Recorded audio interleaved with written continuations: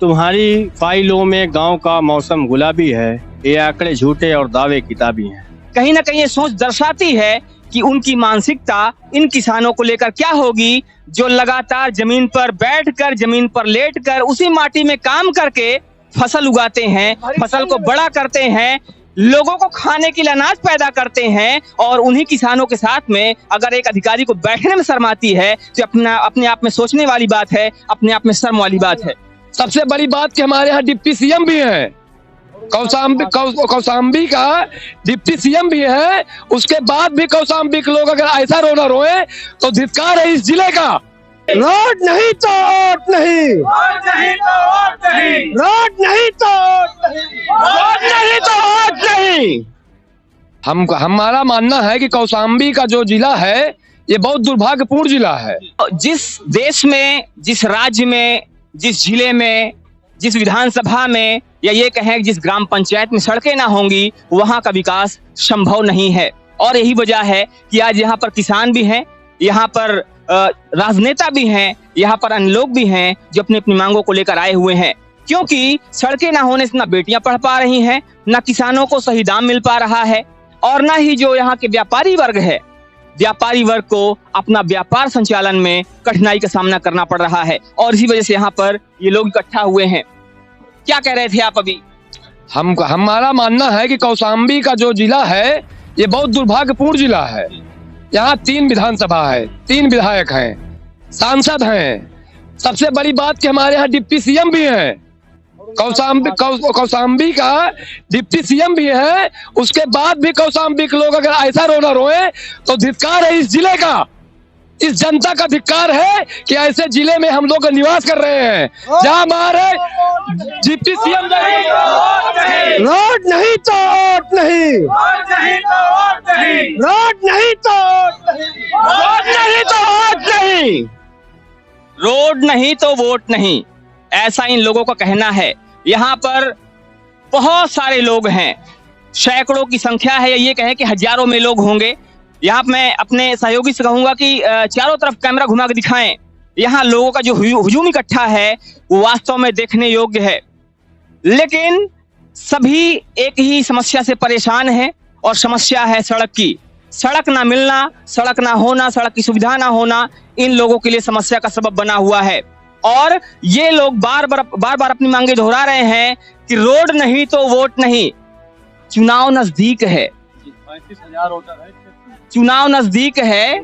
आपका कहना है कि 35,000 वोटर हैं, और चुनाव से 1 महीने पहले आपका ये प्रोटेस्ट कुछ इशारा करता है। क्या इसका प्रभाव चुनाव पर पड़ सकता है? बिल्कुल पड़ेगा, बहुत अच्छा पड़ेगा। 35,000 वोटर हैं, 50,000 से ऊपर जनता है, 4 ग्राम सभा में 12 गांव हैं, और सब बड़ी ग्राम सभाएं हैं। और ये रोड नहीं, ये रोड नहीं, ये एक जैसे नहर जा रही हो, पूरे रोड में पानी है। आप कहीं आप बिना पानी के सूखी जमीन पाएंगे ही नहीं। तो ये रोड नहीं है, ये नहर है। नहर क्यों कहा जा रहा है?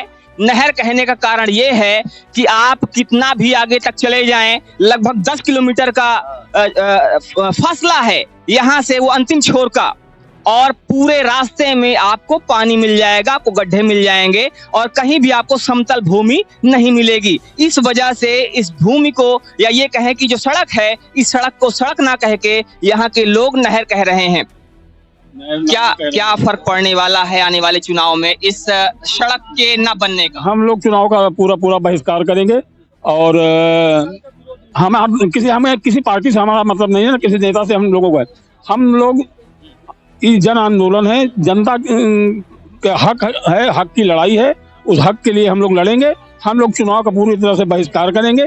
चुनाव में कोई भी मतदाता पोलिंग बूथ पे नहीं जाएगा, किसी भी जरूरत नहीं जाएगा। तो ये किसी दल का विरोध नहीं है, ये किसी पार्टी का विरोध नहीं है, बल्कि ये लोग जो यहाँ पर लोग हैं, लोगों की मांग है, लोगों की समस्याओं पे काम करने की जरूरत है यहाँ पे, और इसीलिए यहाँ पर लोग इकट्ठा हुए हैं। जो जी मेरा कहना है कि हमारा मतलब एक दुर्भाग्यपूर्ण स्थिति बन रही है, क्योंकि डिप्टी चीफ मिनिस्टर हमारे जनपद के हैं, और उन्हीं का ये अनुरक्षण विभाग है, और सारा पेपर सारी कार्रवाई यहाँ के लोकल स्तर से अधिकारी लखनऊ तक पहुंचा दिए हैं, लेकिन उनके पास समय नहीं है कि वो लखनऊ से दिल्ली पहुंचा दे। तो प्रधानमंत्री ग्रामीण रोजगार मतलब ये सड़क योजना के तहत पैसा आ जाए तो जिसमें हमारा सड़क बने। तो दुर्भाग्य इस बात का है कि जो डिप्टी सीएम हैं, लोगों का कहना यह है कि डिप्टी सीएम जो है इसी जिले के हैं। इस जिले का डिप्टी सीएम होने के बाद भी इस जिले के लोगों को आज यहाँ पर इकट्ठा होना पड़ रहा है, धरना प्रदर्शन करना पड़ रहा है, यहाँ पर अपनी आवाजें बुलंद करना पड़ रहा है। सारी चीजें ईमेल कर दी गई हैं, सारी चीजें भेज दी गई हैं, उसके बाद भी कोई सुनवाई अभी तक यहाँ पर नहीं हो रही है। जब से आप धरने पर बैठे हैं, क्या कोई जिम्मेदार व्यक्ति यहाँ पर आया है? अभी नहीं आया। बहुत ही शर्मनाक हरकत की जो अधिकारी यहाँ आए थे कल।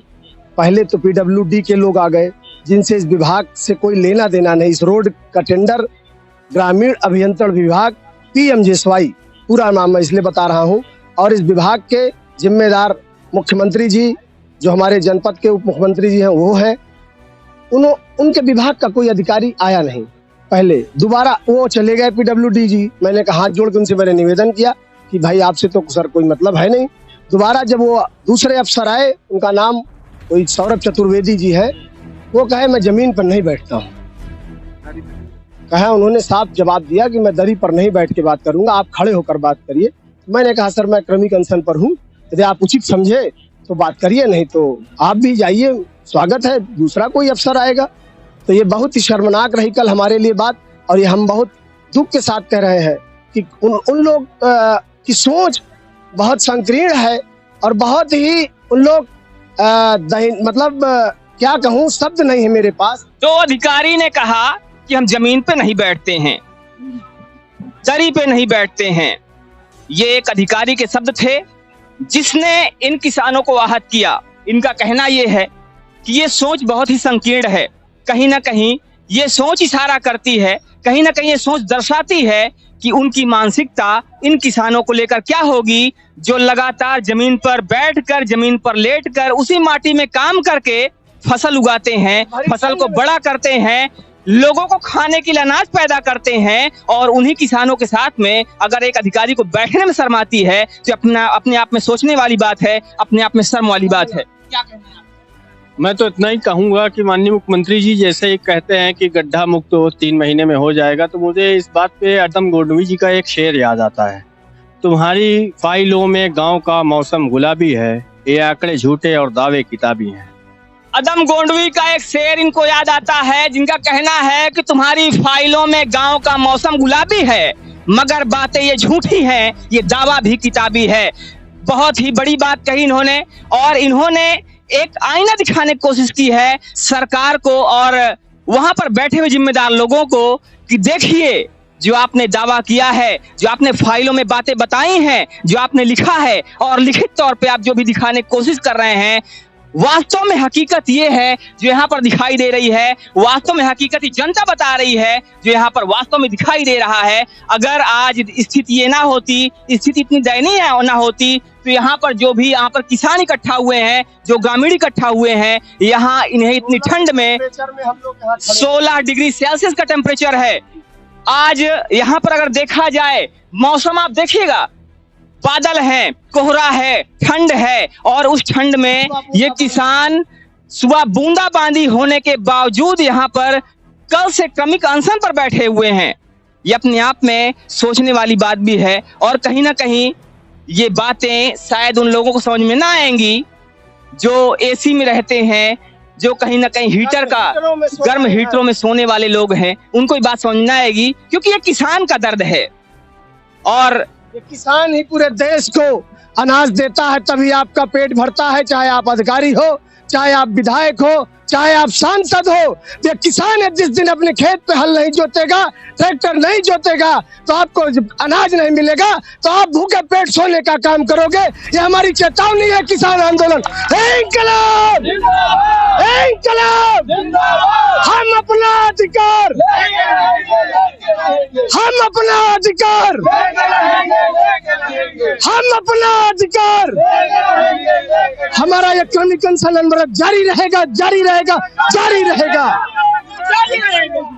केशव प्रसाद मौर्य जी डिप्टी सीएम हैं, उनका ये गृह जनपद है। उनके गृह जनपद में होने के बावजूद, चूंकि बातें तो कही गई थी और उनका गृह जनपद भी है, उनका डिपार्टमेंट भी है, उसके बावजूद ये जो काम है क्यों अधूरा है, क्यों पूरा नहीं हुआ? क्या लगता है, क्या कारण हो सकता है? मुझे शुरू में लगा, क्योंकि जब मैं चुनाव जीत के आया, मेरी पत्नी जिला पंचायत सदस्य बनी, मुझे जो रवैया लगा, क्योंकि मैं ऑफिसों के चक्कर लगाया इस रोड के, ये पहला मुद्दा था जब मैं चुनाव लड़ रहा था। मैं जिस गांव में जाता था तो कहीं सड़क जरूर बने चाहिए, गांव की भाषा है ये, हमारे द्वाबा की भाषा है, सड़क जरूर बने चाहिए लाला। हमने कहा बिल्कुल, ये इस बेटे का, इस भाई का, इस बेटे को आप आशीर्वाद दोगे तो ये बेटा इस सड़क के लिए संघर्ष करेगा अनवरत। और हम अनवरत, क्योंकि एक प्रक्रिया होती है, कागज से हम लिखा पढ़ी करते रहे। माननीय जिलाधिकारी जी को, माननीय सांसद जी को, माननीय विधायक जी को, हमने सबको लिखा दिया। और आपको एक बात बता दें, करीब मैं व्यक्तिगत विनय सिंह पटेल, मैं सामाजिक कार्यकर्ता भी हूँ, और मैं करीब 24 से 25 बार मैंने IGRS किया है। मैंने स्वयं, मेरा मोबाइल नंबर 7524961845 चार्ज कर लिया जाए, मैंने इस मोबाइल नंबर से, मेरी पत्नी सदन में उठाया इस बात को। तो मेरा जो व्यक्तिगत मत है कि यहाँ अधिकारी ये सोचता था कि यहाँ की जनता सो रही है, तो अब अपनी आंखें खोल ले कि यहाँ की जनता सोती नहीं है, सड़क पर लड़ेगी, सड़क पर लड़ने का काम करेगी, सड़क पर लड़ेगी। और तुम होश में आ जाओ, तुमको हम यहीं घुटने नहीं मुड़वाने का काम करेंगे। तो बताना आप, ये किसान का बेटा बोल रहा है, ये किसान का बेटा बोल रहा है।